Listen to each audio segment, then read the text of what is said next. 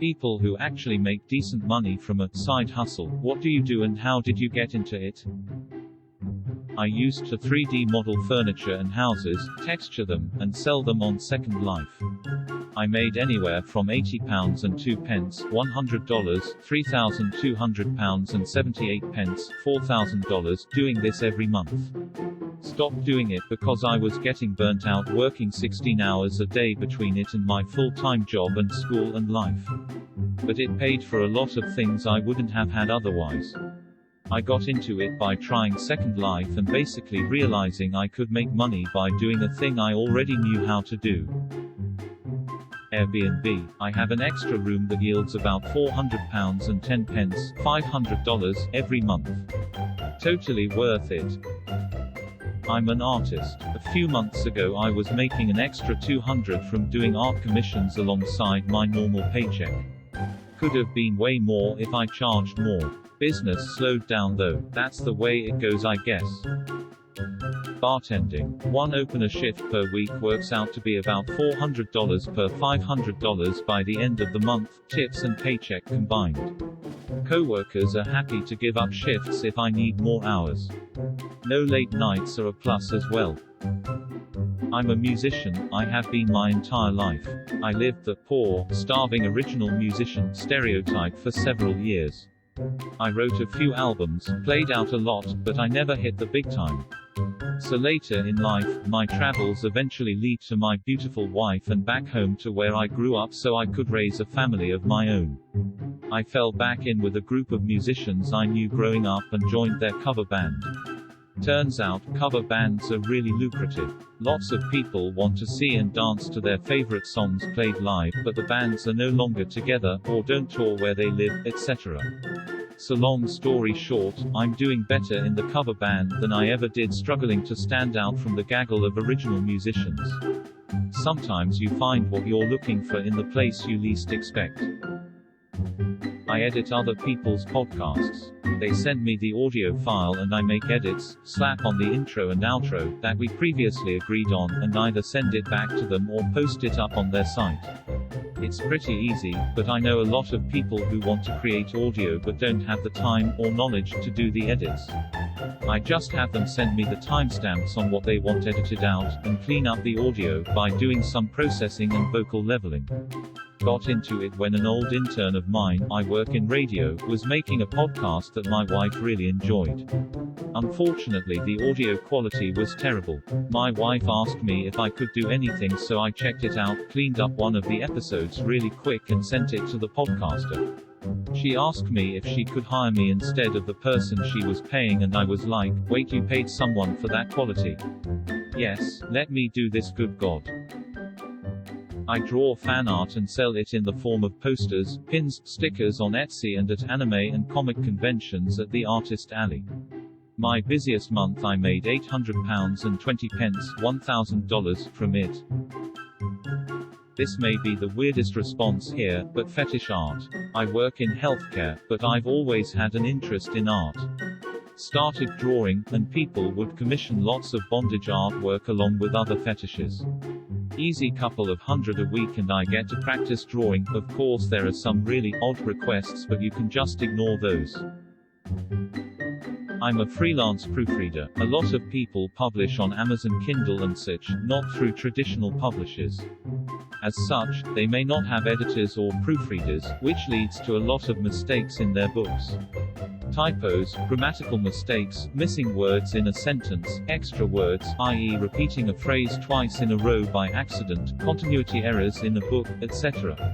I help with that, and because it's my side gig I only choose to take on clients whose books I actually enjoy.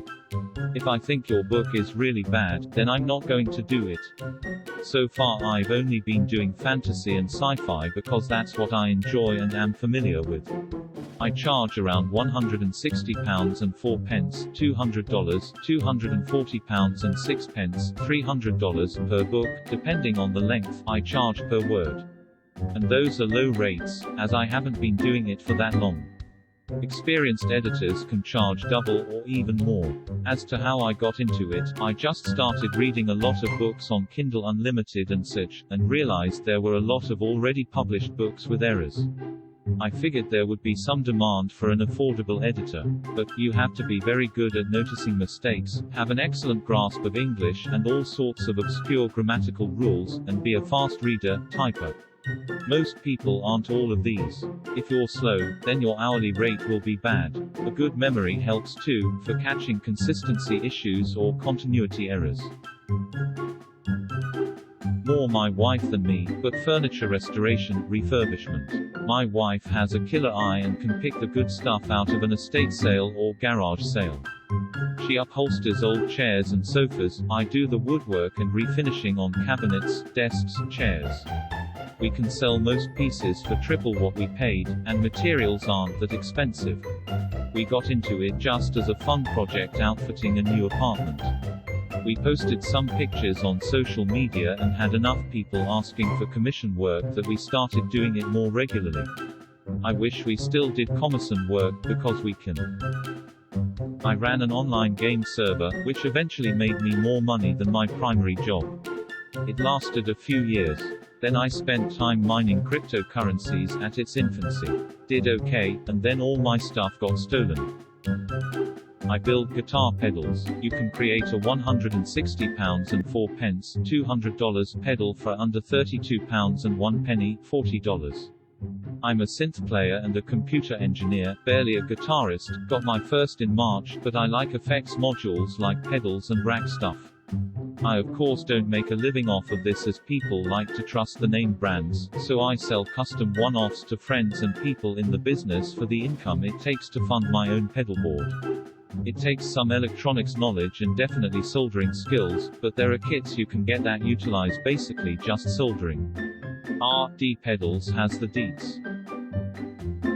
I have several. I sell hot dogs on the street corner. Literally, outside of a bar and at special events like car shows, festivals, etc.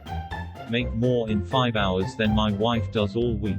I worked an event where I was the only food vendor and sold $570 worth of stuff in about 5 hours.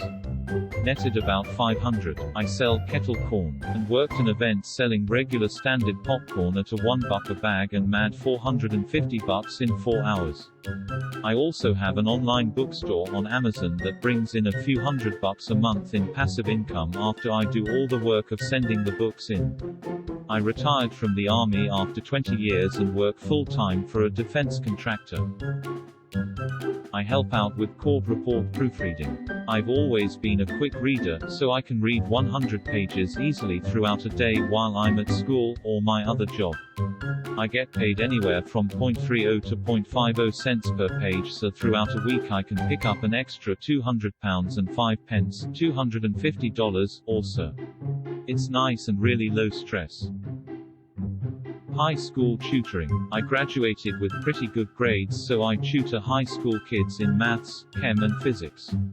Get paid £40 and 1 penny, $50 per hour, do like 9 sessions a week, so it's an easy £360 and 9 pence, $450 per week extra. I'm an undergrad student, so it's pretty handy. This was a while ago, but I used to play my violin in popular tourist areas. Just really simple stuff. I could realistically cycle through 4 songs and no one would know. I made anywhere from £40 and 1 penny, $50 to £64 and 2 pence, $80 an hour, but my peak season was around the holidays where I averaged £80 and 2 pence, $100 an hour. Why did I quit, you may ask? To get a grown-up job making minimum wage. I walk dogs on demand with WAG. You wear the gear and put the bandana on the dog and get an extra buck. I get tips occasionally as well. I write romance novels and self-publish them. It's not my side hustle, and hasn't been for a long time, but for people who don't want to do it for a living you can still make some cash. It largely just depends on how much you're willing to put into it, how good you are at cover design, whether you hit the right niche and how lucky you are. Sometimes books bomb, and that is disheartening.